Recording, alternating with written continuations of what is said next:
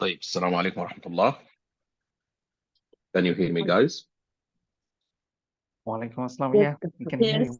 Yeah, Walaikum Okay. salam, sir. Walaikum salam. Okay, nice to hear from all of you. Okay, it's 8 p.m. sharp now. Okay, our guest today is Dr. Fatima. How are you, Dr. Fatima?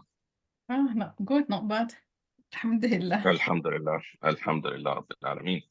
Okay, today, inshallah, we are going to discuss station 4 case, clinical, not a clinical consultant, short clinical case, station 4, abdominal case, inshallah.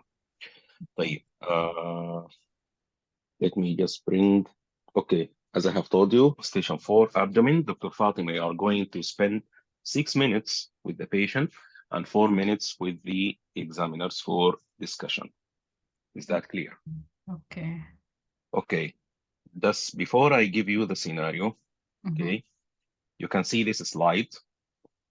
Whenever you want to ask for, just tell me and I will direct you to what you want to see or what you want to examine exactly. For example, if you want to look to the tongue, just tell me, I would like to have a look over the tongue.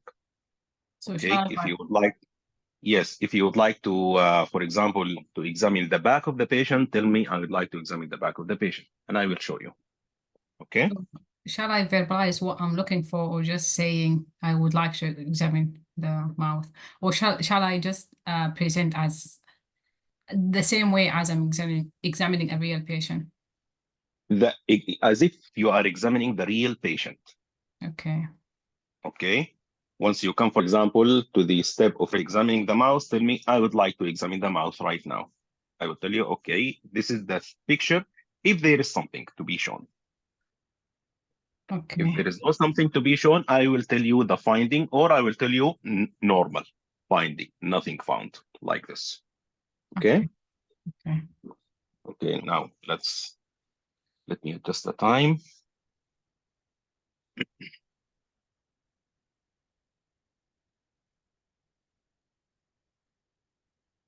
Okay, time starts now, and this is the scenario in front of you. Could you please read it loudly for us? So Mrs. Sarah James, she is 45-year-old lady. Kindly examine her. Okay. Mrs. James, just wait. You went inside now, okay, and you found this is Mrs. Sarah lying like this. Okay. Okay, shall we start? Yes. Okay. Hi, is that Mrs. James? Yes. Hi, my name is Fatima. I'm one of the doctors here today. May I examine you today? Yes, sure. Okay. So before we start, are you on any discomfort or pain? No. Okay. So if you can just take off your shirt. Okay. Okay. Fine. And so if you outstretch your hand in front of you. Okay. Okay. What do you want to look for? Looking for clubbing or leukonychia. No clubbing, no leukonychia. And then turn them over for me, looking for any palmar erythema, duplicate contraction. No palmar erythema, no duplicate contractions. Okay. And if you cock your wrist back. Okay. And then looking for any tremor or flabbing tremor. No tremors, no flabbing tremors. So if you just rest the left hand and then I'm checking the pulse. Okay. Pulse is 86 beats per minute, irregular. Okay. And just checking if there is any scars in the antecubital fossa or any fistula. Okay. You found this. This is the right cubital fossa. This is the right cubital fossa. Okay. Yes. And checking the thrill.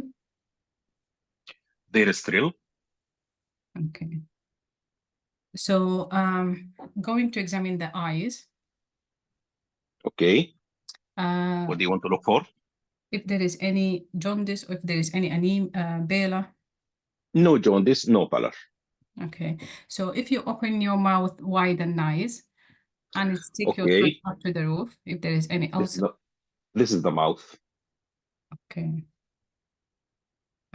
Okay. So yeah, thank you. And then I would like to examine the neck, the glands in your neck. Is that all right? Just checking the Yes. post-auricular, and then submental, submandibular, and then checking cervical, posterior cervical, and occipital, and checking the Gershau, the supraclavicular one. Okay, nothing palpable. Okay, so Mrs. James, are you okay to lie flat? Yes, sure. Okay, so I'm just going to lower down the bed for you. So Okay. I would like now to examine your chest. Is that all right? If there is any spider nevi, if there is any scars on the neck. Nothing. Yes, just a minute, please. This is what you found. So there is a scar on the neck. Okay. Right subclavian. Okay. And if you put your both hands on your hip, I just would Okay. like to examine the axillary lymph nodes, the glands No on. axillary lymph nodes. Okay. So I would like to do now, I just would like to feel your tummy. Do you have any pain at all? No, at all. But once you come to examine the tummy, you found this. This is the right flank. So just wait, a scar on the right flank. Yes. Okay. In addition to that, there is a right iliac fossa scar. So there is a scar on the flank and there is right iliac fossa. Yes. Okay. So Two I'm going scars. to scars. Okay. So I'm going to palpate for the 9 areas if there is any masses or tenderness. No tenderness, no masses by superficial palpation. Okay, so now I'm going to press harder. If you feel any discomfort, you just let me know, okay? So, Okay, no worries. so now When you press harder, there is a mass overlying the right iliac fossa scar. It's around 3 by 4 centimeters, non-tender. okay, and is it a smooth surface? It's smooth. Okay. Any other scar, any other masses? No other masses by deep palpation. Okay, so now I'm going just to feel deep for your liver. If you can take a breath in and out for Okay. me. So checking Okay. for any palpable liver. No palpable liver.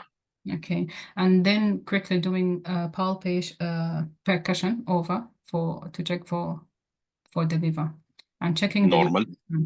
Normal. Everything is normal.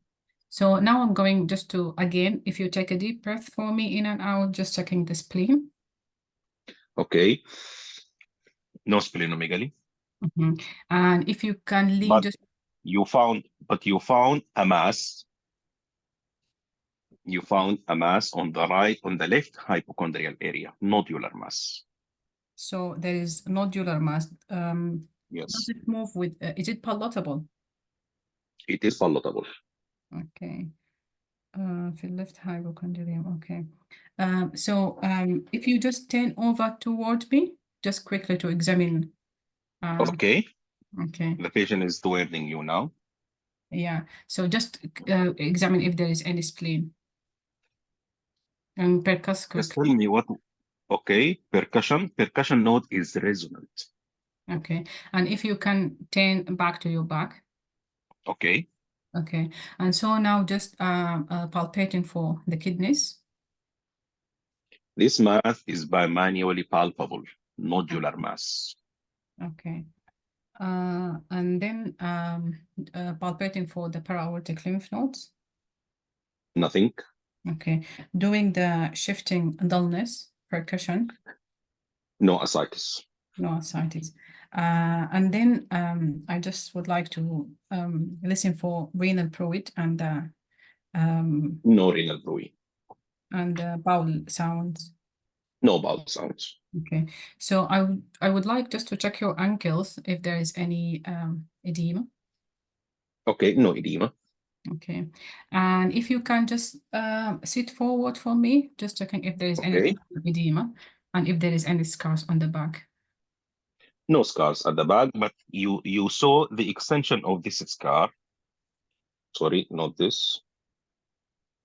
Also not this, but you saw this scar extended to the back. So that was the scar on the right. The right flank. The right flank scar extending from the back. Extending to back, okay. Yes. no sacral edema. Okay. So, yeah, you can lie flat now. Thank you, Okay, thank you. Mrs. James. You're welcome, doctor. Okay, Dr. Fatima. Have I got a Now, minute? Hmm? Have I got a minute? No, immediately. Okay. Okay, Dr. Fatima, present your findings. So on examination of this lady, the positive finding where she has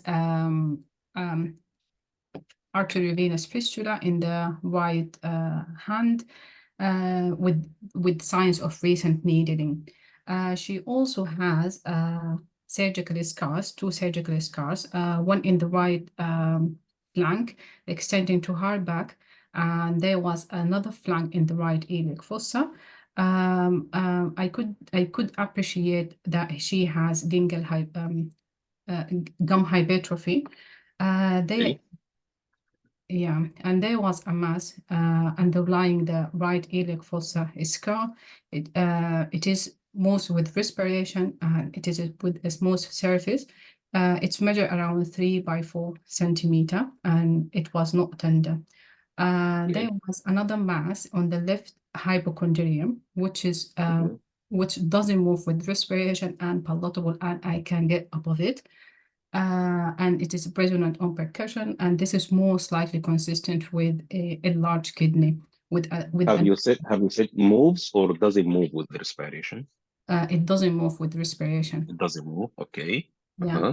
What else? And this mass has a nodular surface, and this most likely consistent with a large kidney, left kidney. Okay. The important negative findings, I couldn't appreciate any tremor, which indicate complication from the immunosuppression. Putting this all together, these findings are in keeping with a diagnosis of right kidney transplantation with evidence of immunosuppression complications in the form of gum hypertrophy. And there is, I believe this transplant is not working and is failing because there is right arteriovenous fistula with recent needling. Okay. She also has a scar on the right jugular area, which might indicate a previous central line for hemodialysis. In summary, I believe the underlying diagnosis is adult polycystic kidney disease. Okay. Okay, fair enough. Okay. What is the differential diagnosis? Okay, would you like to add anything? No, that's fine. So my top differential diagnosis is this lady has a renal transplantation, and the underlying diagnosis is adult polycystic kidney disease. And you have mentioned that this most likely the renal transplant is the dysfunctional renal transplant, not working. Yes. Okay. You have mentioned because of presence of the AV fistula, with recent injection marks. Is that right? Yes. Okay, let me take you now to the differential diagnosis of flank masses. You have mentioned polycystic kidney. What else? What could they be? The other possibilities, it could be renal cell carcinoma. Very good. And other possibilities, it could be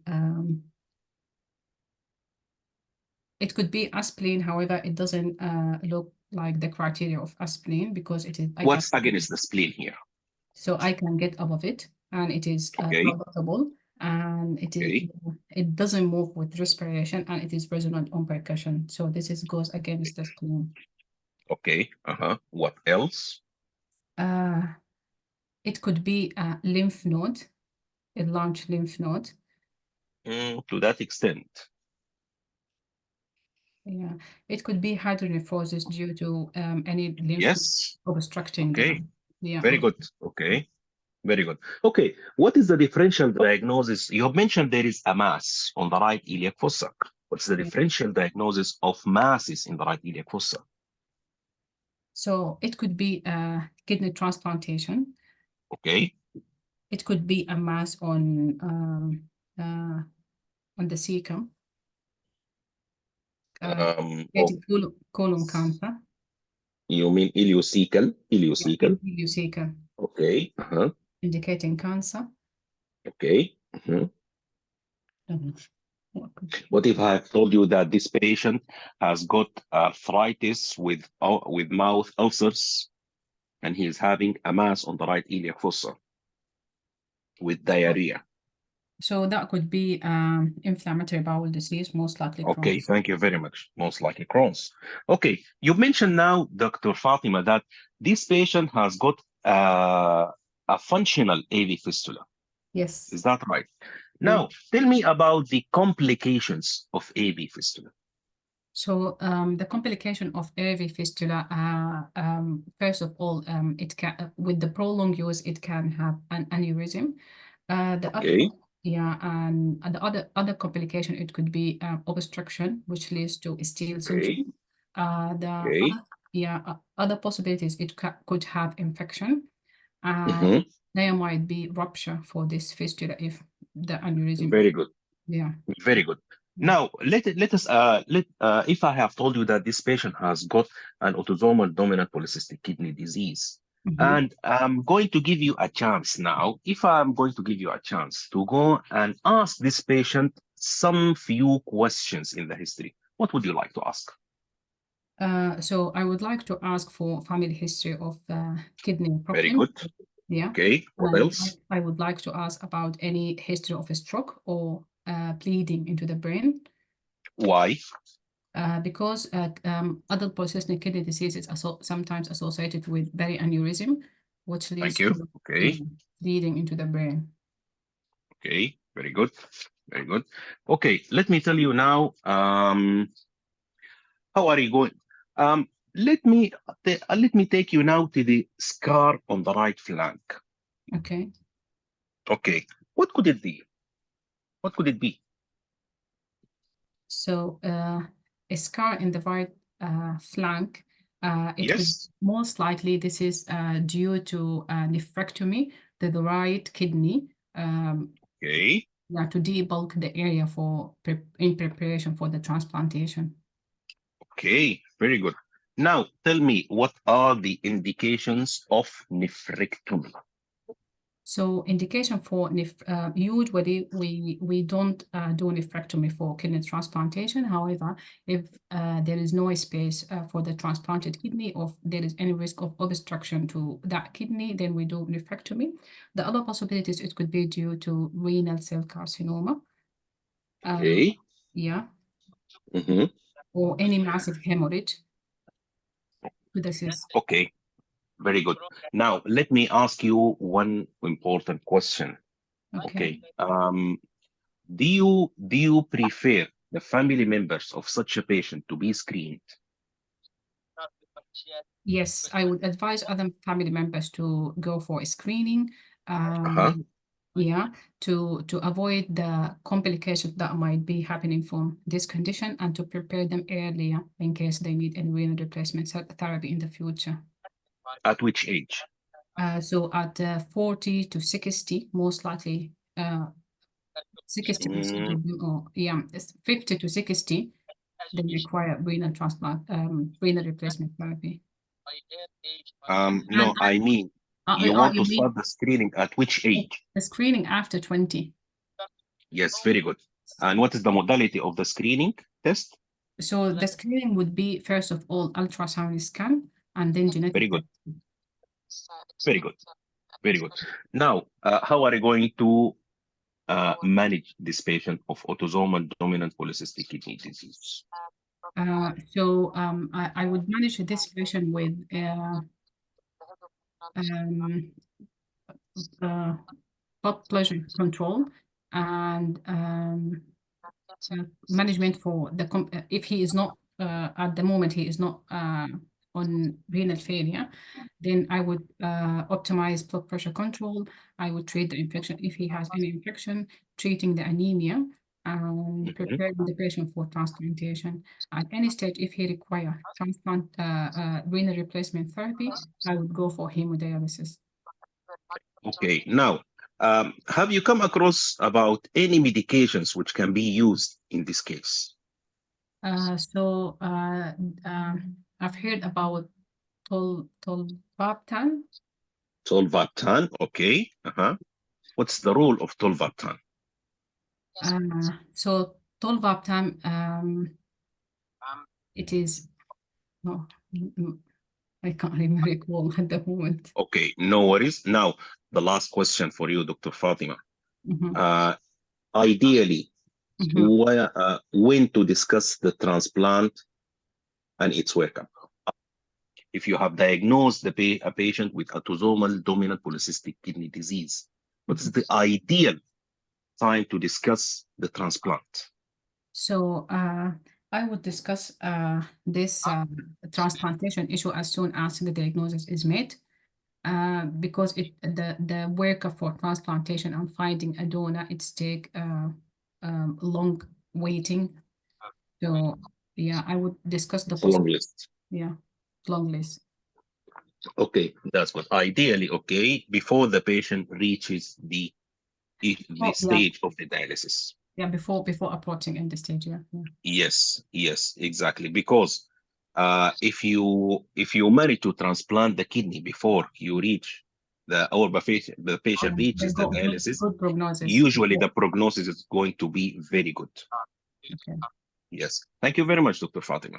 Thank you very much. You did very well. Alhamdulillah. Very well. Okay. Okay, guys. How do you see this case? It's a very common case, by the way. Have you come across such a case before?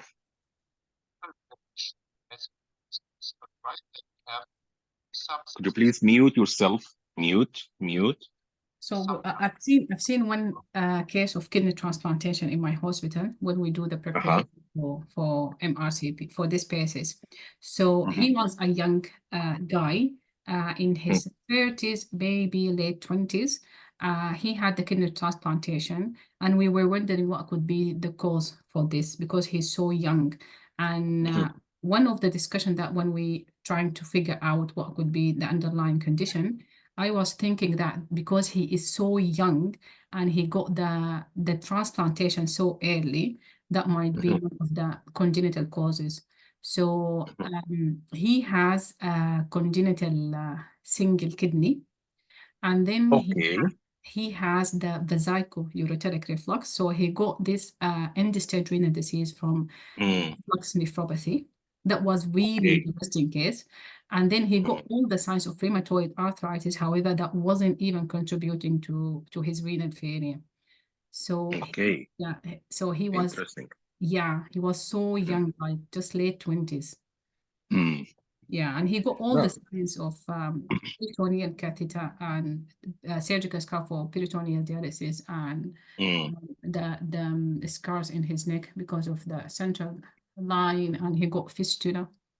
Yeah. Yes. Usually, how many weeks does it take to get matured concerning the AV fistula? So it takes up to 2 months. Okay, yes. 4 to 8 weeks. It's 6 to 8 weeks. Yeah. 6 to 8 weeks, yes. Okay, but mashallah, Dr. Fatima, mashallah, you did very well. You did very well. Thank you so much. No, I will give you a full mark, actually. Really, you deserve a full mark. In this case. I hope so. Inshallah, alhamdulillah, you did very well. Okay, guys, any comments? Any additions? Any suggestions? For sure. Questions, by the way, questions for the discussion, especially in this case, are a lot. We did not discuss the whole expected questions. Okay, but I'm going to mention to you the rest of the questions. Most of the questions I asked Dr. Fatima, she answered them very well. However, now I'm going to address other expected questions, inshallah. But I need to hear from you guys. Do you have any comments or any additions? Yeah, I have one question, please. Yes, please. Carry on. Yeah, when she started examining the patient, she skipped all the sign of chronic kidney disease in the chest. And is you mean chronic liver? Yeah, this loss of hair, spider nevi, and gynecomastia. And But she examined, by the maybe way. because she found, No, really? she asked. Yes, she asked, and she inspected the chest, and she told me I'm looking for features of chronic liver disease, and she mentioned that spider nevi. I told her nothing found. Okay. She So inspected the chest. just if I found the fistula in the arm, can I skip it, or I need to mention it in the exam? Yes, for sure. This is a finding. Okay. How to skip it? Because here the case is about the renal rather than chronic kidney disease. If I found the fistula, if I found like a scar in the clavicle, all this indicate kidney rather than chronic kidney liver disease. What do you think? We are not.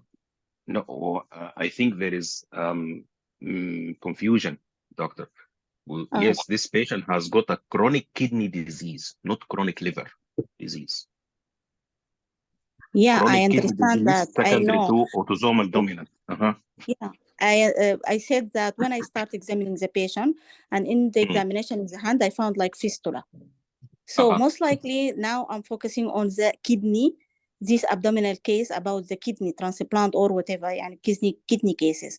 So when I came and complete my examination and come across the chest, then I think it is not important to mention about chronic liver disease in this case. Is that right? It is not important to mention about symptoms of chronic liver disease. However, the patient might be having chronic liver disease and chronic kidney disease. Yeah. Okay.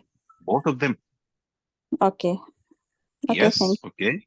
The patient might be having diabetes, for example, and as a complication of diabetes, he is dialyzing through an AV fistula. He's reaching to an end-stage renal disease. Okay. However, examiners, for example, they can modify this case and they want to transform this case from a case of a renal case to an abdominal case. The patient might be having any kind of splenomegaly because of anything. It could be. So I'm not telling you once you found the AV fistula to skip examinings for others. No, this is a fatal mistake. Okay. Yes, you need to examine the whole abdomen regarding the hepatomegaly, the splenomegaly, the ascites, as done by Dr. Fatima. Yes, she saw the AV fistula. Now the differential diagnosis is going to be narrowed. However, you need to pay attention. Okay, thank you. Yeah. Because they might bring this AV fistula, okay, and they might make it very obvious to distract you. Okay, yeah. Yeah, it makes sense now. Dr. Exactly. Muhammad, I wanted to add she is a female, so why I should look for gynecomastia? That is the thing. Okay, but I did look for the No, other thing. you did look for features of chronic liver disease. Yes. Yeah. Okay. What else? Any additions? Any comments? And she doesn't mention that this graft is working properly and side effect this medicine like when Again, doctor, your voice is not clear. okay. She doesn't mention that graft is working. This kidney transplant graft is working properly, or any graft rejection, and the side effect of the immunosuppression drug, like gingival hyperplasia. Actually, she mentioned that. She said, most likely, I believe that this transplant is not working. She mentioned it like this, and she have commented upon the gingival hyperplasia. She did it. Maybe you joined later, but she noticed them and she mentioned them. Okay. Anything else? Sir, I have questions regarding this scenario. Again? Yeah. Okay. So if the transplant is not working and and patients also has the evidence of recent needling. So if the examiner asks, okay, what might be the underlying cause of non-functioning renal transplant? So in this case, what might be the cause here? The cause of the, you mean the cause of the dysfunctional graft, you mean? Yeah, dysfunction, because in some diseases, the recurrence of the primary disease may happen, but in this case, what might be the underlying cause of malfunctions of the transplant graft? We don't know exactly, because this is a short case. We don't know anything about this patient, because there are several causes of the dysfunctional graft. Several causes of dysfunctional graft. Okay, what do you think? What do you think the cause? Because, now, let me ask you, what's your name, doctor? Yeah, I'm Dr. Mamun, Monarul Islam. You can say me Islam. Okay. Okay, nice to hear from you, Dr. Mamun. Now, I'm asking you now, Dr. Mamun. This graft is dysfunctional, is not working. What could be the differential diagnosis? Actually, depending upon the cause, it could be recurrence of the primary disease. And in this case, in this case, patient has adult polycystic kidney disease. So I'm suspecting. That's why I raise the questions. Okay, it is a genetic disorder. So is there any chance to reoccur in the transplanted disease? It's not necessary. It's not necessary, but because there are other differential diagnoses. For example, the patient might got a CMV infection. Could it be or not? Infection, graft infection, graft rejections, yes. Yes, graft infection, graft rejection, thrombosis, toxicity.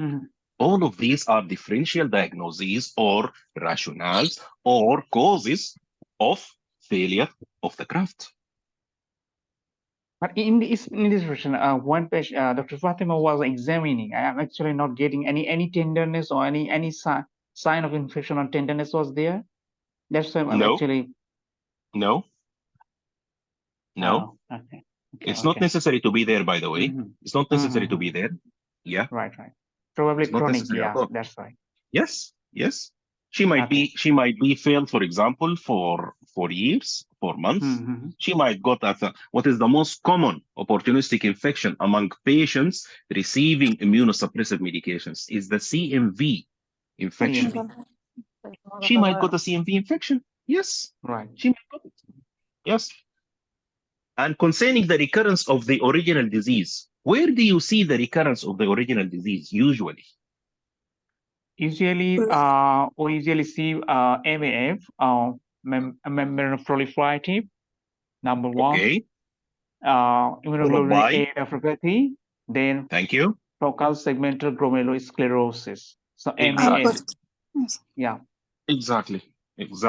So mesangiocapillary glomerulonephritis, more than IgA nephropathy, more than focal segmental glomerulosclerosis. Is that right? Yeah. Okay. Now, any other comments or additions? Thank you, Dr. Mamun. Doctor, can I ask something? Yes, please. This DV needed to examine the DVB or no need in this case? Again? DVB need to examine this patient? What is DVP? To raise DVB needed to examine. Raise DVP, you mean? Yes, for sure. What is the importance of examining the raised DVP in this scenario, doctor? If this dysfunction, if this transplant dysfunction kidney can lead to this raised pulmonary edema. Yes, thank you. Who mentioned volume overload? This is a feature of volume overload. Yes. Okay, it's very important to examine for this. And it is not the only feature of volume overload. Okay? Pulmonary hypertension also. Not pulmonary hypertension. I mean basal crepitations. Basal crepitation. Raised JVP. Yes. Ascites. Heart failure. I mean heart failure, congestive heart failure. And lower limb edema. Yes. All of these are features of volume overload, which are very important negative negatives that need to be mentioned during your presentation. Okay. So, sir, Assalamu alaikum, sir. Alaikum salam. On examination of how could we find out, apart from this recent needling, that graft is working or not? I think I got my answer by via this volume overload. Again, could you please repeat your question?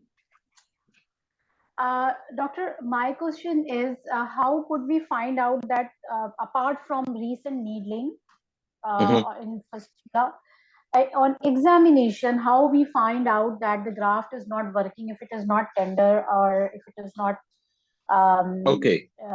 Now, yes, this is a very important question, okay, to differentiate between the functional graft or dysfunctional graft. Okay, for example, let us take this case, but in a different way. Now, you have entered inside and you found a right iliac fossa scar only, in addition to an AV fistula at the same site. However, you did not notice any injection marks in this AV fistula. Okay? And you did not notice any thrill. It means that the fistula is non-functioning. Okay? And at the same time, you have noticed a very small scar at the root of the neck, which is most likely a scar of a previous perm cath or a dialysis or hemodialysis axis. You have noticed the gum, and you have noticed there is gum hypertrophy in addition to flabbing tremors. Full stop. All of these are the findings that you have detected. You have detected no features of fluid overload and no features of uremia. So, what is the current mode of dialysis in this patient? Is it the fistula or the transplanted kidney? Transplanted kidney. Why did you say that? Why? Because fistula not functioning. Exactly. The fistula is not functioning. And there is no other route for dialysis. And there are no other routes for other modes of dialysis. For example, peritoneal dialysis, or the patient is not connected to any perm cath, for example. Yeah. Yeah. This patient has got a right iliac fossa scar, which is most likely a transplanted kidney. However, despite the presence of a transplanted kidney, there is an evidence of a current other mode of dialysis, which is an AV fistula. So it means that the transplanted kidney is not working. Did you get me now? So in this patient, doctor, when you were showing us the picture, I saw there is AV fistula with recent needle marking. Yes. Apart from this, there was no fluid overload, because on history we asked about itching, loss of appetite. These are the sign of uremia, and fluid overloads. But there is no fluid overload apart from recent needle marking. I did not find anything which led me to think like the graft is not working or the transplanted kidney is not working, and the recent mode of dialysis is AV fistula. So that I just want to. The presence of the injection marks in the fistula is never ever a feature of a fluid overload. This is number one. No. Yes, doctor. Yes. Okay. It means the presence of injection marks. It means that the fistula has been recently used. And the question that you need to answer yourself: the patient has got a transplanted kidney. What is the necessity of having a recent AV fistula use? What is the rationale behind this? Yeah, the kidney is not working properly. That's why we are doing. Full stop. Yeah. Full stop. In contrast, by the way, it's not necessary to have an AV fistula. For example, the patient might not have an AV fistula. You might find a peritoneal dialysis. Peritoneal dialysis. You might find a firm cath either in the internal jugular or in the femoral aspect or in the subclavian. So the presence of a current mode of dialysis in the background of a transplanted kidney equals dysfunctional graft. Is that clear? Yeah. Yes. And That even clear, maybe doctor? the patients with the I'm dialysis. not clear, sir. Here, the question again raising, if the transplanted graft is retained here, so what is the purpose to keep it? Probably the patient has infection or thrombosis or recurrence or rejections. The patient should have some Because they will not pain. take it. They will not take it out. out. They will keep it. They will not take it out. Okay. Yes. Yeah, it's really complicated. Yeah. So no, it's not complicated at all. If you have seen, by the way, if you have come across such cases in the world or in any hospital, you will understand it very well. They will not take it out. They will keep it there. They will keep the kidney. Keep the transplanted kidney there? Yes. Even if it is dysfunctional, they will keep it there. Yes, doctor. They will not take it out. And all. Okay. Yeah. Even doctor, so don't get confused. Patient is having APKD. Also, we are not taking out the kidney until unless indicated by if there is any hemorrhage or if there is any. That's why to make room. Yes. That's why I brought this case to keep your attention or to seek your attention to the right flank mass, right flank scar. That right flank scar is a scar of a right nephrectomy of the native kidney. They have taken the natural, by the way, the natural history of this case, by the way, is as follows. Number one, the patient has got an autosomal dominant polycystic kidney disease. Follow with me, guys. This is the natural history. The patient has got autosomal dominant polycystic kidney disease. And somebody discussed with her, okay, the issue of the transplant. During the working of the transplant, the native kidneys, which are the polycystic kidneys, are very huge. And unfortunately, she developed end-stage renal disease. That's why she has been started on hemodialysis. Initially, by the right subclavian firm cath, evident by presence of the scar, as you have seen. Is that right? Is that right, guys? Yes. And at the same time, they have created the AV fistula for her. And she needed to wait for 6 to 8 weeks for that fistula to get matured. The fistula started to get matured and she continued dialyzing through the fistula. After that, she underwent right nephrectomy. And what was the cause of the right nephrectomy is to have a room, remember this, for the transplanted kidney.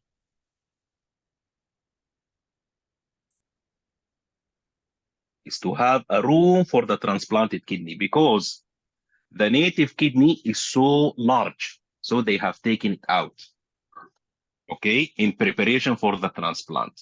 After that, the patient underwent the transplant successfully and initiated on immunosuppressive drugs. That's why she has developed what? Gingival hypertrophy. Okay. Up to this point, the patient was very happy. Unfortunately, for any reason, the graft has failed. What is the reason behind this? It's not your business because this is a short case. And once the graft has failed, okay, they have returned her back to hemodialysis via AV fistula. Full stop. This is the natural history of this case. Is it clear? It's clear. Any questions, doctor? Yeah, it's Doctor, clear if now. he has peritoneal dialysis, what I will find, where is the site, and I will find the scars. You mean she is currently dialyzing through peritoneal dialysis? Not this case, but if suspect this case not on hemodialysis, but peritoneal dialysis, what I will find the signs. Okay, number one, okay, patients with autosomal dominant polycystic kidney disease usually, yes, they prefer not to dialyze through peritoneal dialysis. The physicians prefer to dialyze through hemodialysis, either through perm cath, quinton line, or AV fistula. However, if you found the peritoneal dialysis, peritoneal catheter will be just found beside the umbilicus. You will find the catheter there. And sometimes you might find it even below the umbilicus, a longitudinal scar extending from infraumbilical downstairs, moving to the moving to the suprapubic area. Is that clear, doctor? Yes, clear. But as I have told you, patients with autosomal dominant polycystic kidney disease, physicians prefer to stay away or avoid the peritoneal dialysis. Okay. Now, don't forget, guys, this case might come with another scenario. You might find the patient is having an end-stage renal disease, dialyzing through either perm cath or AV fistula or peritoneal dialysis. So your presentation will be, this patient has got features suggestive of end-stage renal disease, and she or he currently is dialyzing through AV fistula, peritoneal dialysis, perm cath, okay? And I couldn't appreciate any feature suggestive of uremia or fluid overload, and I couldn't find any feature suggestive of underlying cause, because as you know, guys, causes of chronic kidney disease are a lot. Diabetes can cause, hypertension can cause, it might be genetic, it might be medications, it might be diseases like glomerulonephritis. However, in some features, you can go inside and you might find a patient is having a butterfly rash. So what could be the cause behind the kidney failure? Lupus nephritis. SLE, very good. You might go inside and you might find the patient is having, okay, swan neck, for example. And Rheumatoid arthritis. So the most likely is what? Rheumatoid arthritis. Exactly. Okay. However, if you could not find an obvious cause, say just, I couldn't find an obvious cause. In this case, the most likely cause is an autosomal dominant, evident by presence of a nodular mass filling the left flank area. It does not move with respiration, okay? And it is bimanually palpable. Palatable. Palatable, which is consistent with an enlarged kidney. Is that clear? Yes, clear. Now, another thing that I would like just to give it to you. You might be asked about the indications of nephrectomy. I want you to write this mnemonics of R's. Number one, room for the transplanted kidney. I mean a space for the transplanted kidney. Number two, ruptured cyst. Number 3, repeated stone formation. Number 4, repeated infection.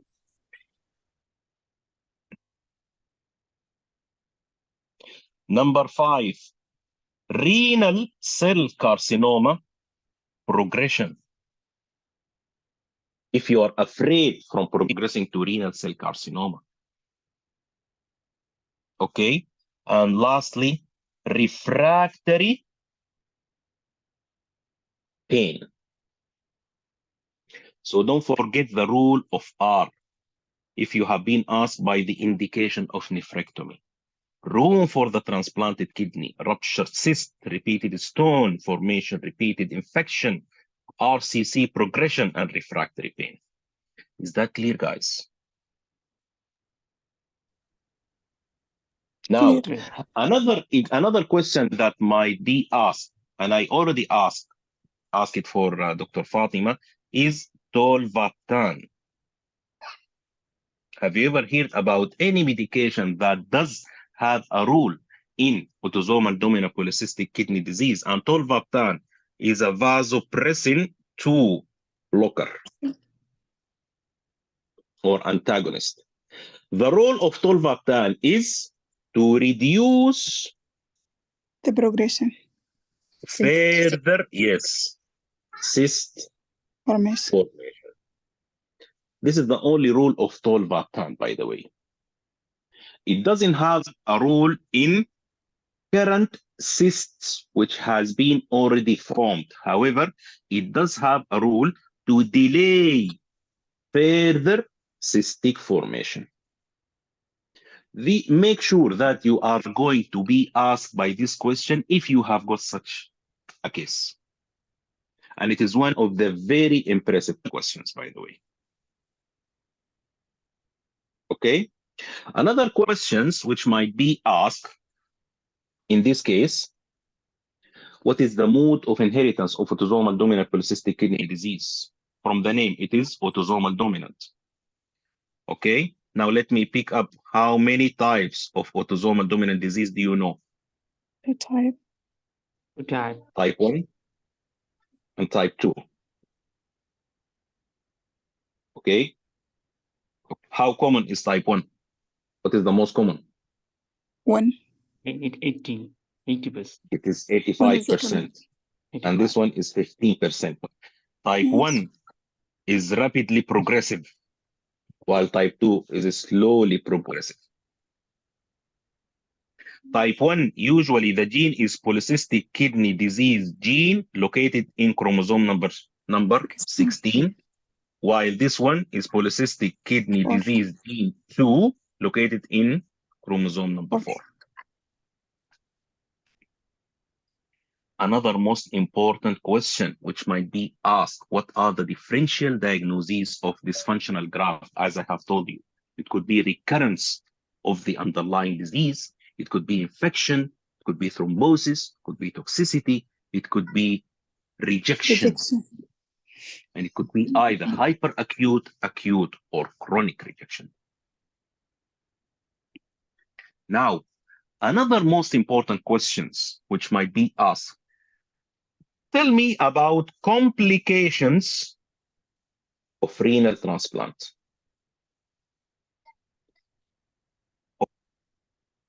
If you have been asked this question, I want you to be systematic, guys. I want you to impress the examiners. Don't say that, wallahi, rejection, it might be a complication. Infection might be a complication. Yes, what you have mentioned is right. But being systematic, I always tell this advice to my colleagues. Okay? Be systematic, guys. If you have been asked about the complications of the renal transplant, mention it like this. Complications, number 1, complications related to the surgery itself. Is that right? Yes. Like anesthesia complications. Number 2. Indication. Okay. Complications related to this. Now we are still in the complications related to the surgery, like what? Like infections, simple infections, like pulmonary embolism. Is that right or wrong? These are general complications. You can say that general complications related to the surgery, like anesthesia complications, infections like pneumonia and pulmonary embolism. However, there are specific complications. Specific complications like number one, hyperacute rejection. Exactly, rejection. A rejection could be hyperacute, acute, or chronic. Number two, infections. And the most common opportunistic infection is the cytomegalovirus. Number three, cancers. And what is the most common cancer? Skin cancer. Skin cancer. Non-melanoma. Melanoma. Skin cancer. Don't go too deep. Just mention skin cancers and full stop. Okay. And lymphoma. And then yes, lymphoma is also a very common. And then complications related to what? Medications. Suppressing Now, unit. yes, the immunosuppressive medications. Now, what are the medications that might be used not in renal transplant, but in all types of transplant? Number one, we have steroids. Steroids. What else? Cyclosporine. mTOR inhibitor and antifungal. Tacrolimus. Mycophenolate. What else? Mycophenolate. What else? Azathioprine. Sirolimus. But yes, tacrolimus or sirolimus, yes. What are the complications of steroids? All of us know them. High blood pressure, high blood sugar, avascular necrosis, okay, psychosis, Cauchy features, etc., etc. Cyclosporines. What are the complications of cyclosporines? High blood pressure. Thank you very much. Gum hypertrophy. Thank you very much. Hypertrichosis. Thank you very much. You just need to mention 2 or 3 side effects. What else? Tacrolimus. Similar to cyclosporines, in addition to tremors. Both of them can cause tremors. And diabetes. Okay. Yes, diabetes. You are right. What are the side effects of azathioprine? Bone marrow suppressions. Bone marrow suppression. Thank you. What else? Skin cancer. Not sure about the skin cancer regarding azathioprine. Renal toxicity can cause. Infertility. Okay. This is a very new, fresh information. Pancreatitis. Thank you very much to the doctor who said this cancer. This is the new information for me. I will take it. And don't forget nausea and vomiting. Simple complication. What about mycophenolate? Bone marrow suppression. What else? Nausea, vomiting. In particular, yes, diarrhea.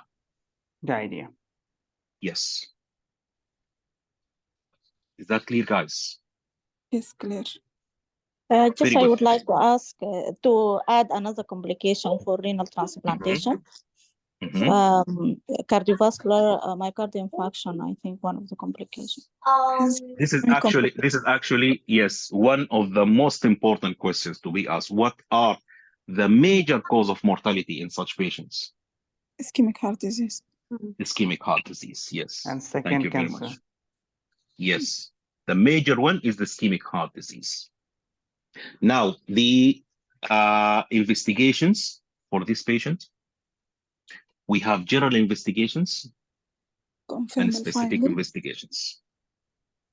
General investigations, okay, you need to start like this, mentioning like this. General investigations and specific. General and specific investigations. What are the general investigations? Full blood count. What are you looking in full blood count? I don't want you just to mention the modality of treatment, for example, or the investigation of choice. Mention it and then followed by the rationale behind this. So what are you looking for in full blood count? Looking for anemia or anemia. polycythemia. Thank you very much. Thank you very much. Now, what else in general? Renal function Anemia, test. polycythemia. Renal function test, yes, as a baseline. What else? Liver function Also, test liver and function test due electrolytes. to drug effect. Liver function test due to drug, or if I have Electrolytes. told you, As well as cystic evidence in the liver. Yeah. yes, if I have told you, very good. If I have told you that the patient has got cyst in the liver, would it be something strange in this case? No, it's an association of Exactly. ADPKD. Exactly. Okay, so it's very important to request the liver function test. Now let's move to the specific. Electrolyte, we need it also. Ultrasonogram of the KOB region with current Doppler. Clotting profile, septic screen. Ultrasound first to confirm your diagnosis. Yes. Is that right? Now, what else? Yes. Clotting profile. Clotting profile. Clotting profile, you can put it here in the general. Okay, clotting. Okay. We need to put also electrolyte, doctor. Looking for yes, electrolytes. If there is recurrence of the disease, renal biopsy. Renal biopsy. But are you going to do a biopsy for this kidney? No, ultrasound. No. If the suspected case is rejections, where patient is tendered a non-functioning graft, in that case, if the but chronic, you will take the sample from the transplanted kidney, not from the native kidney. Okay, yeah. Yes. Yeah. Never ever touch the native kidney. Because of what? Because it's all bleeding, the chance of bleeding Hemorrhage. as already cystic hemorrhage. There is chance of Exactly. Rupture of cyst. Rupture, and rupture can result in a very massive bleeding, by the way. That's why it's very important when you advise the patient is to avoid vigorous exercises. Okay. Now, would you like to do anything else in specific investigations? What else? Yes. Like before the echo, you mean investigations for the complications? Is that right? Doppler ultrasound. No. To detect the underlying cause of PCR infection, for PCR of the CMV and EBR. No. Just a minute. I'm telling you what are the investigations of the autosomal dominant polycystic kidney disease. The patient is coming to you now and you are suspecting autosomal dominant polycystic kidney disease. Genetic test. I would like to do genetic test as well as MRA Thank of you the very brain. much. MRI I of will brain. do ECMO for Genetic test, doctor. Genetic testing. Genetic testing, guys. Genetic testing first. Genetic testing first.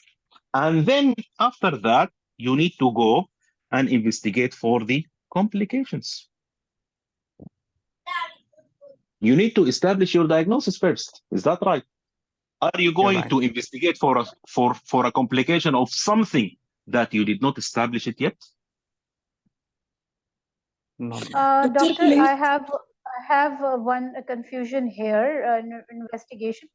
We did ultrasound for APKD. Yes. For APKD, I think we are not going for genetic testing. No, we are going for. We are going for genetic testing. Doctor. As usual, there are certain indications for genetic testing if you are suspecting in APKD, like if someone is someone does not manifest symptoms, but there is a strong family history of ADPKD, so and that person want to pursue any athlete or any sports activity, so we do genetic testing on that person. And if there is someone from the family wants to donate kidney and there is a strong family history of APKD and that person does not manifest any symptom until now, so we do genetic testing on that person. Otherwise, for diagnosis purpose, I think we only do ultrasound scanning and there is a family history, as far as I remember. Please correct me, sir, if I'm wrong. Okay, guys, what do you think about this? But from the start, you mentioned that the Yes, patient yes. from the start, renal transplantation is a case of renal transplantation. If there is suspicion of polycystic kidney and we need to confirm and all to tell the patient about the management plan, genetic test, it is a must. So genetic test Especially in specific, more I than think 20 years. An ultrasound is enough for him to diagnose there is a forceps bilaterally. No need for genetic. In a special situation, yes, they will do genetic. By the way, guys, guys, please don't confuse between several issues. The first issue, we have a patient and we have relatives. Okay? What you have been told or what you have mentioned now, guys, is the issue of the screening in a relative of a patient with the diagnosis of autosomal polycystic kidney disease. You need to screen him with ultrasound after the age of 20.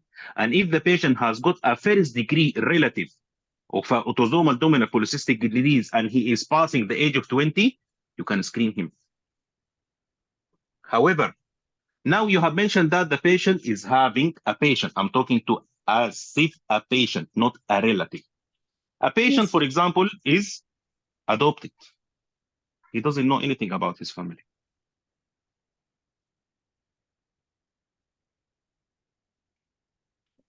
What are you going to do? For his diagnosis or for his family? In this case, for his diagnosis. Diagnosis. Ultrasound. Only ultrasound? Ultrasound. Yes. And genetic testing is also required in this case. Genetic testing. Genetic testing for the sake of the patient, not a relative. Genetic testing. Okay? Because let me just tell you now. Come and I will ask you a question. What are the differential? You might find a lot of differential diagnoses of cystic kidney. Is that right? Yes, right. Yeah. Like what? Like what? Simple associated with other syndrome. It could be a simple cyst. Sclerosis. It could be hydatid cyst. Is that right? Yeah. And I think in pediatric age, they have something which is recessive, similar to the autosomal dominant. Is that right? Could you please mute yourself? Mute yourself, please. Is that right? They have something recessive, similar to those. Medullary sponge disease. Dr. Mursi, can I just add one point? Yes, please. Usually when we think about the criteria, there are two criteria to diagnose APKD. The Ravine criteria, which is the number of the cyst in each kidney, which is an ultrasound criteria. But what we usually miss is the other criteria, which is positive family history. I have a patient, I agree with you. So this patient, if he have a family history, I will go to the ultrasound. Because if my ultrasound is positive, fulfilling the Ravine criteria, which we all know, then I will say this patient have APKD. But if the example you gave is the clue, if I don't have a family history, then the ultrasound criteria, which all the candidates are talking about, will not be enough. How I will compensate for the absence of family history? By the genetic testing. So the Ravine criteria by itself is not diagnostic. It must be accompanied by positive family history. So if the family history is absent, the genetic testing to diagnose, as you said, to diagnose, not to screen, will become mandatory because there's no family history. Usually when we speak about APKD, yes, we talk about the ultrasound, and we forget that the positive family history is very important.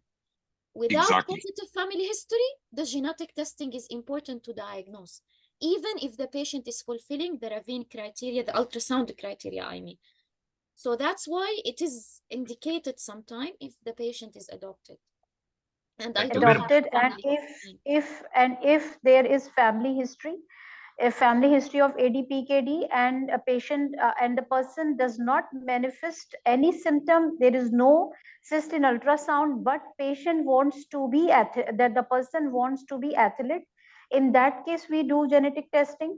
And if the person in a strong family history are having, I mean in family there are having APKD, but the person does not have any symptom, neither cyst, but he wants to donate kidney, so in that circumstance also we do genetic testing. We do genetic testing as a screening. You are As a screening a screening. donor.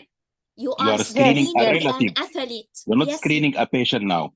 yes, different. Yes, When you are yes. diagnosing a patient rather than you are screening. Yes, You are screening yes. someone who wants to be an athlete. You are screening Yes. someone who Just wants I to have be a a comment donor. here. I have a comment here. As we are just discussing about the case of transplanted kidney. So, patient's transplanted kidney is not working. So I'm not understanding why the genetic screening is come here. No, doctor, I'm doctor, here to please, detect the underlying yes, yes. I mean, No. how the- Let me tell you. No, let me tell you. Now, my question was specific. What are the investigations of autosomal dominant polycystic kidney disease? I'm just discussing in general. Yeah. I'm not If the discussing question in is, this case. if the question is this, definitely genetic testing will come into play. But if the case is transplanted kidney, which is not functioning, I think genetic screening will not be a test of mandatory here. Rather, we should No, focus on the why the kidney is not working. But if the case it's a is adult no, it's a polycystic kidney confusion, disease, as I have told you. I'm just asking a general question. okay, Investigations for autosomal dominant polycystic kidney disease. definitely genetic Full stop. test will come. Full stop. Okay. No, not always, as mentioned by the doctor. That actually the doctor. What's your name, doctor? Who mentioned the name of the criteria? My name is Dr. Hind. Dr. Hind. I think you did a case with us before, Dr. Hind. Is that right? Yes, Dr. Mursi. I did with you Yes. a Okay. consultation station.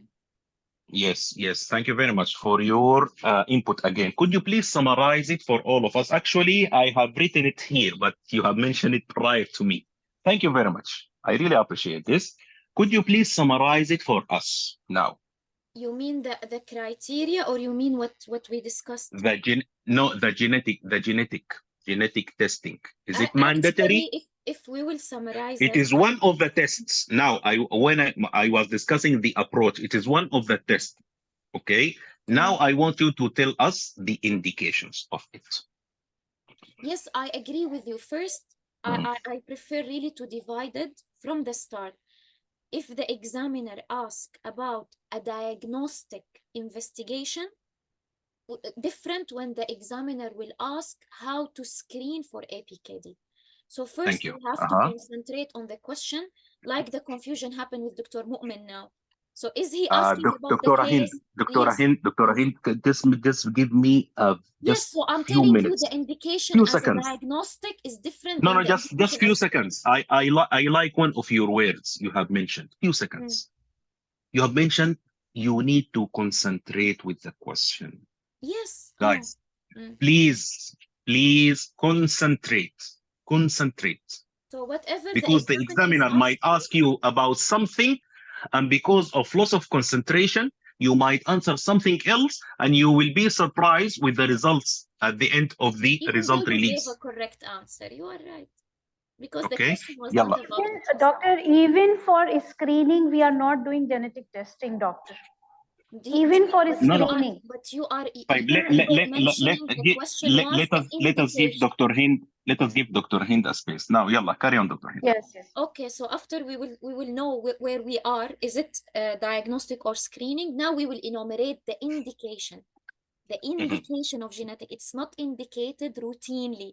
So I will enumerate the indication. The indication for diagnostic is first, negative family history in a patient who has an ultrasound fulfilling the Ravine criteria, which is two cysts in bilateral kidney, or I don't remember the criteria, it's everywhere. Anyway, those ultrasound criteria, if they are fulfilled in a patient who have a negative family history, what I mean by negative family history, either his parents are not screened. If his parents are not screened and they are alive, you will call them and screen them by ultrasound. And if you are able to do that, no need for genetic testing. But if his parents are not there and you cannot do ultrasound for them, they died, or he's adopted, and you cannot fulfill this criteria, so he remain a person with a negative family history, because you cannot screen anyone of his family, you will have to go and do the genetic testing because of his ultrasound, which is fulfilling the Ravine criteria. This is the first indication. The second indication in a patient who is diagnosed with APKD and that she's a mother, I mean, you want to do it for a diagnostic purpose, not screening. Okay, she's not fulfilling yet the criteria, but she wants to become pregnant. So you want to do the genetic testing in her because, for example, she is still 18, 19, and she's not in the age where you can swear that this ultrasound is negative, and she wants to become pregnant. Okay, so you have to do the genetic testing and confirm the diagnosis in order to do the pre-counseling genetic preconception test. Preconception counseling. Yes, the preconception counseling in her for her fetus. At that time, the genetic testing is indicated as a diagnostic test. Now, if the other question the examiner is asking you, patient who is asymptomatic, but he approached the age of screening, okay, so what are the indication to do the genetic testing as a screening test? Okay, in a patient, whenever I will say screening, it means the patient is asymptomatic. Whenever I will say diagnostic, it means the patient is symptomatic. So I'm talking about a patient who is asymptomatic. At that point, the genetic testing will be screening then. It will never be diagnostic because my patient is asymptomatic. So patient asymptomatic, and the examiner asks you what is the indication of genetic testing in an asymptomatic patient. So this is an indirect question for the indication of genetic testing as a screening test. At that time, I will say a patient who offered to donate in a family known to have APKD. At that time, this patient is asymptomatic, but he want to donate. I will go and screen him because I have to confirm before I take his kidney, the first one. Another one, patient asymptomatic, but he have a positive family history. He said, I want to be a pilot, I want to be an athlete, I want to be a marathon runner. At that time, for his future career, for his future hobbies, you are in front of one option, because also you will start with ultrasound for those people. Also, you will start with ultrasound, but if it is inconclusive, you have to do the genetic testing because of the future career or because of the donation. Okay, and again, you will add the third indication, a pregnant lady who have a positive family history, but she's asymptomatic and her ultrasound is inconclusive, and she told you, I want to become a mother and my family, all of them, they have positive. Okay, I will screen you despite you are asymptomatic to do the pre-conception counseling for you. So those are the three indications, and actually I really took them from guidelines because this Thank you very much. Okay. Thank you very much, Dr. Hind. Now, the take-home message, guys, by the way, because the time is limited, it's only 4 minutes. And don't think that the examiners are going to ask you about all of this. These are too much details, by the way. They are very important to know them for your own sake. Okay? But you don't need to know all of these details because of the sake of the exam, because number one, the time is limited. Number two, there are other questions they need to ask you about them.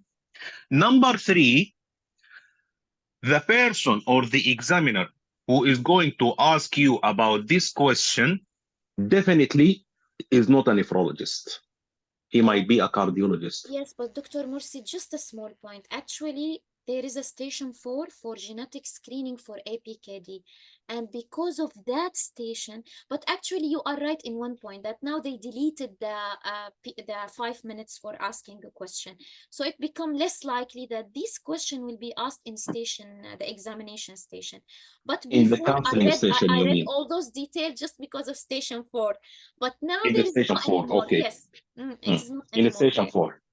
No, now I'm talking now in this station. In the clinical examination, station. you are right. It will not be In an the area. clinical station, okay? You don't need to know all of these details, guys. Is that clear? And I would like to thank Dr. Dr. Hind Mursi, again. Irish people, they still have 5 minutes questioning. Ah, really? They In are the the only one who communication. will get benefit from the whole thing. لا inshallah, best of luck for all of you guys. Right? Now, let us finish this dilemma about investigations of the complications. So, what investigations would you like to know to do? MRI if the family is positive. MRI and MRA of the brain. Okay, what else?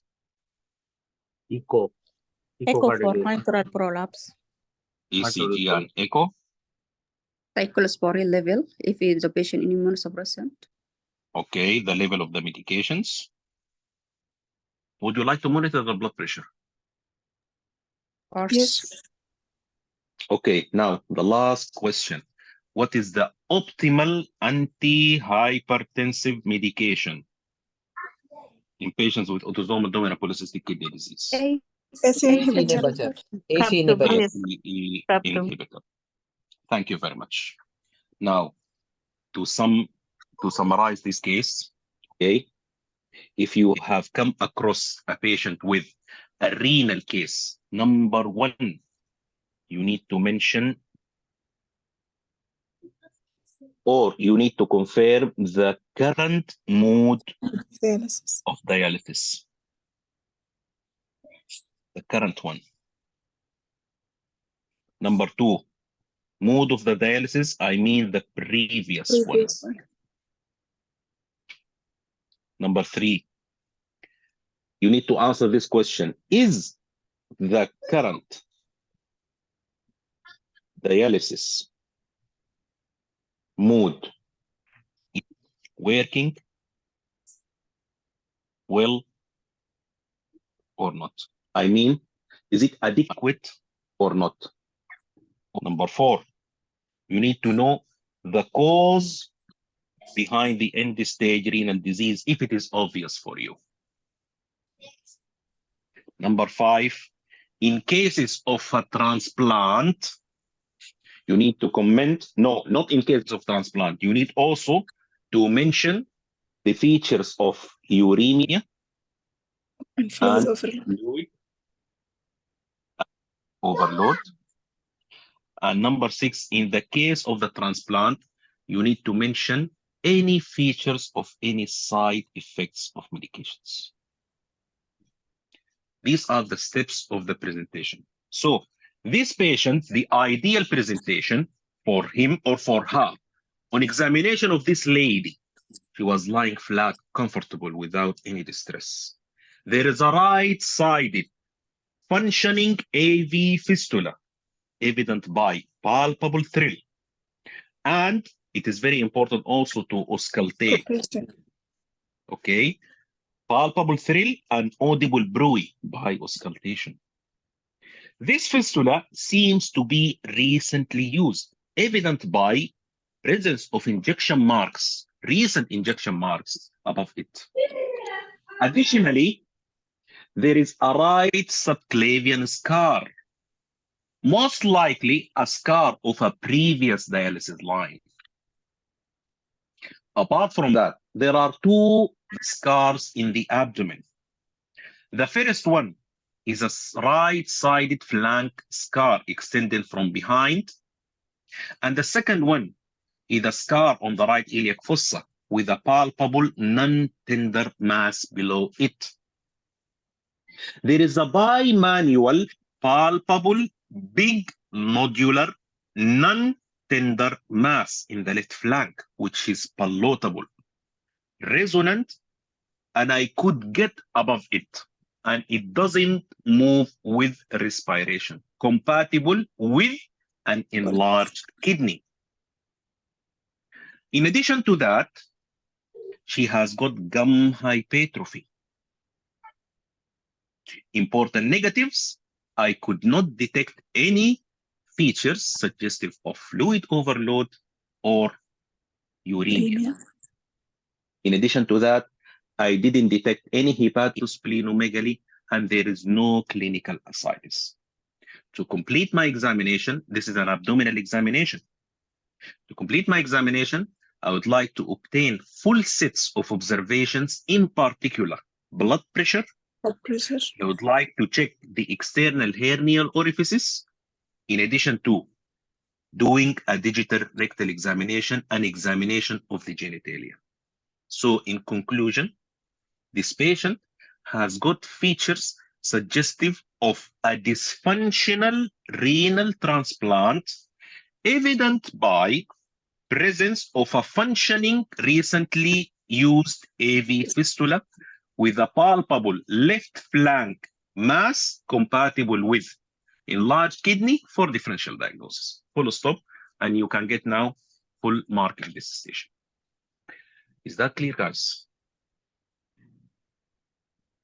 It's clear. Any other questions? So one general question rather specific to this case. In case of abdomen, most of the time there is a command, like if in the station the command is that examine the abdomen of this patient. Then here examine the abdomen is what? Abdomen of this patient, and there is no other clue that like proceed accordingly as this. Then here I get confusion that if I do examination of the abdomen, and if I proceed to the other sides, like to check the, suppose the case is for the spleen, just splenomegaly, and there is no further command that you can do the lymphadenopathy check or general physical examination. Either I have to from the examiner that should I proceed further, or because they might mind it that the command was just to examine the abdomen and there was no further command. You mean, do you have the authority to ask the patient to examine the lymph nodes, for example? Suppose if the command is just for to examine the abdomen, just for understanding purpose, and there is no command further that I proceed accordingly. Now I have completed my abdomen examination. Now, now I want to check the lymphadenopathy as well because I found a splenomegaly.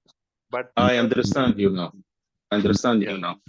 In general, every examination, either respiratory, cardio, abdomen, neuro, start with what?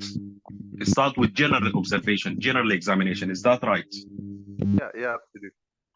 And part of the general examination is examination of the lymph nodes. Is that right?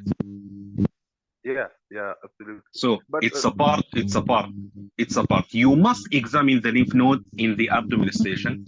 You must examine the lymph node in the respiratory station. In the neuro, in the cardio, they are not necessary. However, in the respiratory itself and abdominal case, it's a must to examine the lymph nodes. Exactly. In previous session, I was having in my mind that we were examining this upper limb examination for neurology point of view, and later on we proceeded to the H-shaped movement of the eyes. And then I got in my mind that here the command is just to examine the upper limb neurologically. Then if I move behind from what the command is, whether they will mind it or not. They will not mind it because during your examination, you have discovered some things that you need to that you need to do further tests to confirm it. This is what I mentioned exactly. During your examination, you might find some signs, okay, and you need to modify your examination according to the findings in front of you. Okay, thank you. Okay. Any other questions, guys? Okay. Sometimes okay, I have it. Sometimes like patient have a fistula and they get like prominent external jugular vein and internal jugular vein. So sometimes it's difficult to see that it is due to this only fistula or due to volume overload. So in this case, how can we say? I didn't get your question, doctor. Again? In sometime in AV fistula, if patient have AV fistula, they got prominent vein over the neck and over the arm. There is a connection problem. Connection problem. Did someone understand the question of our colleague? Thank you. Did someone understand the question?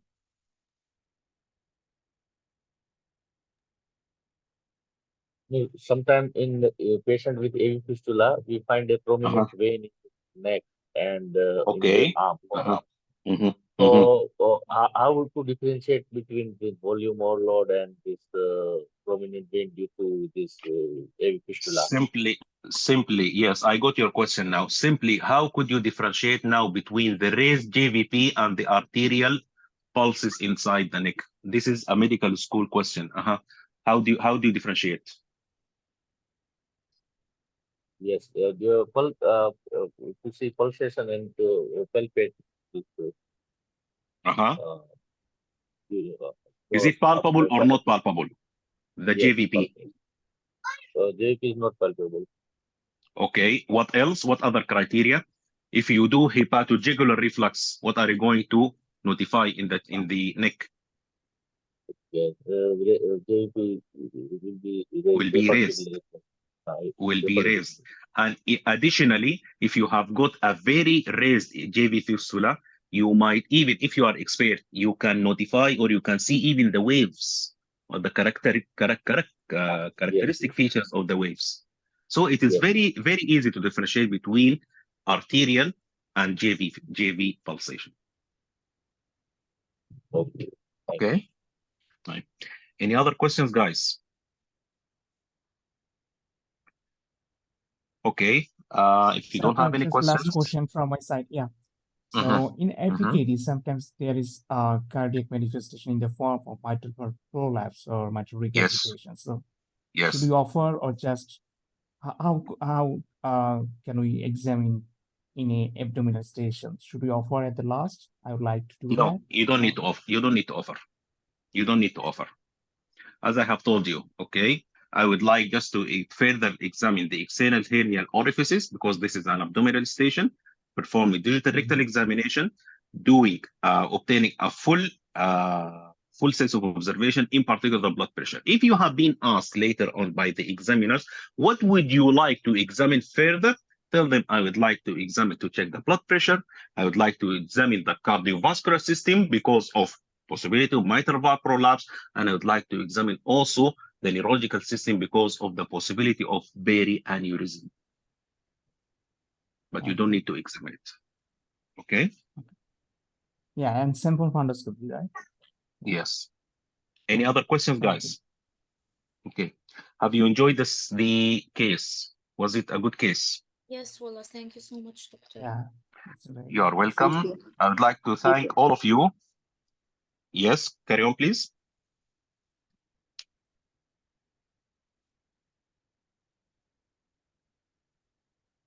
Okay.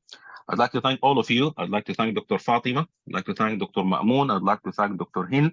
I'd like to thank all people who participated. Okay.